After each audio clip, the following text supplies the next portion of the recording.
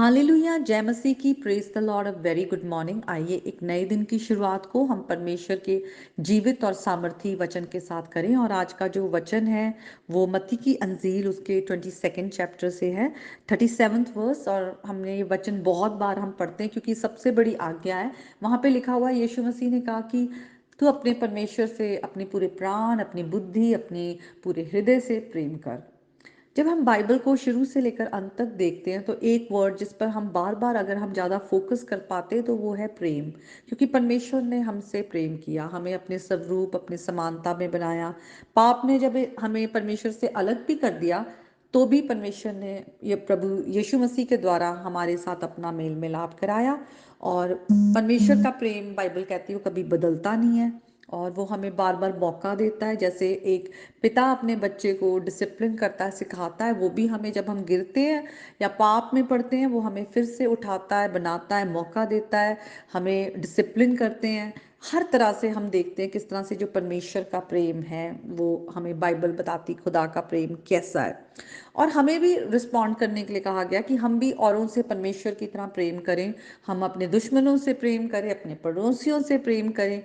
और हम दूसरों से तब तक प्रेम नहीं कर सकते जब तक हम खुद प्रेम से ना भरे हो। हमें खुदा के प्रेम को एक्सपीरियंस करना है, वो फॉरगिवनेस को रिसीव करना है और हर गिल्ट से बाहर आना है जो पाप लेकर आता है। और उस प्रेम को रिसीव करके हमें वही प्रेम जो है दूसरों को दिखाना है, दूसरों को माफ करना है। लेकिन आज जो हम बात करेंगे वो हम करेंगे इस आज्ञा पर कि अब हमें परमेश्वर को कैसा प्रेम करना है। जब हम कहते हैं कि हम अपनी पूरी बुद्धि से, अपने पूरे प्राण से और अपने पूरे हृदय से परमेश्वर को प्रेम करें, बाइबल की आज्ञा भी यही है कि हम परमेश्वर को पहला स्थान दें। तो परमेश्वर को पहला स्थान दें। जब हम सोचते हैं कि हम परमेश्वर को अपनी बुद्धि से प्रेम करें, तो बुद्धि से प्रेम करना क्या है? हम जब बुद्धि के बारे में सोचते हैं, हमारी सोच, हम जो जो कुछ अपने माइंड में हम स्टोर करते हैं, हम परमेश्वर को अपने अंदर स्टोर करें, हम उसके बारे में सोचें। हम जब किसी से प्रेम करते हैं तो हम उसके बारे में बहुत सोचते हैं। तो हम सबसे ज़्यादा अपने जीवन में परमेश्वर को ना सिर्फ पहला स्थान दें, पर वो हमारा फोकस हो, हम उस पर मेडिटेट करें, उसकी बातों पर मेडिटेट करें। और हम अपने पूरे हृदय से, अपने पूरे प्राण से परमेश्वर को प्रेम करें। जो परमेश्वर के डिज़ायर्स हैं, जो उस वो चाहता है, उसकी विल है, वो हमारी विल बन जाए। जो परमेश्वर की आज्ञा है उसको हम सुनने वाले हों। जो परमेश्वर हमें रास्ता दिखाता है उस पर हम चलने वाले हों।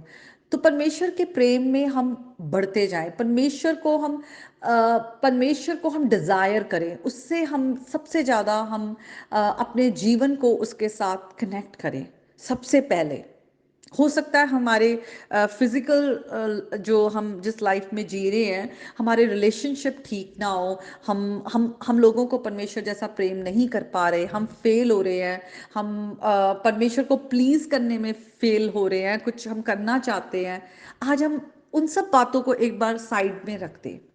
आज हम परमेश्वर को अपने जीवन में बुलाएं, परमेश्वर को हम सबसे ज़्यादा चैरिश करें। और जो हमारे जीवन में और दूसरी चीज़ें हैं जिन्होंने परमेश्वर का स्थान लिया हुआ है, अपने पूरे हृदय से, डिवाइडेड हार्ट नहीं हमारा, बल्कि अनडिवाइडेड हार्ट, हम पूरे हृदय से परमेश्वर को प्रेम करें। तो आज वो बाकी चीज़ों को हम अपने हृदय से निकाल दें।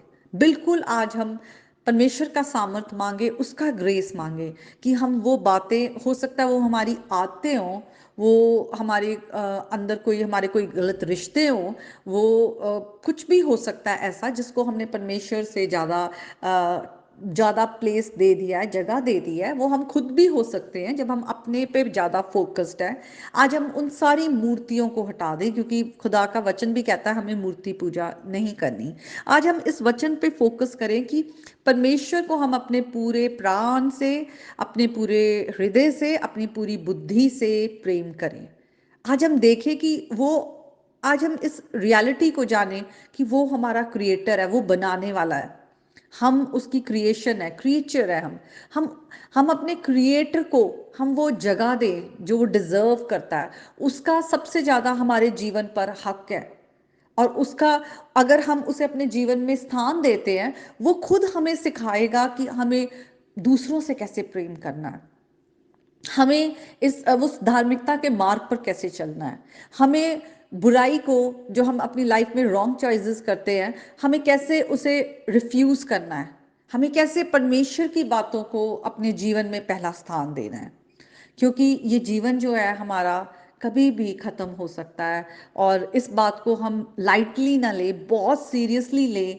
हम एक बहुत ही ऐसे टाइम में रह रहे हैं, ईवल वर्ल्ड है, हर तरफ पाप है, और हम आज अगर खुदा ने हमें ज़िंदा रखा है तो आज खुदा ने हमें मौका दिया है कि हम वापस उसके साथ रिकंसाइल हो जाएं, उस रिश्ते को समझें जो अदन के बाग में शुरू हुआ, जहाँ पर खुदा ने आदम को, हवा को बनाया, और खुदा उनके बीच में उनसे उनसे मिला करते थे, उनसे मिलने आया करते थे, और वहाँ पर खुदा का प्रेजेंस था उनके बीच में। वो एक हारमोनियस रिलेशनशिप, जहाँ पर कोई भी आपस में कंपटीशन नहीं था, जहाँ पर कोई हॉस्टिलिटी नहीं थी।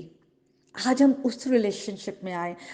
Late us find our rest in the Lord. आज हम उसके प्रेम में रेस्ट करें, और उसको हम सबसे ज़्यादा प्रेम करें, क्योंकि बाकी जो चीज़ें हैं जिन पर हम मन लगाते हैं, वो जैसे हमारा जीवन है, ये फिजिकल जो हमारी लाइफ है, ये टेम्प्ररी है, ये ख़त्म हो जाएंगी। उसी तरह जितनी चीज़ें हमें फिजिकल दिख रही हैं वो सब भी ख़त्म हो जाएंगी, but the word of God endures for ever. खुदा का वचन अटल है, खुदा अटल है।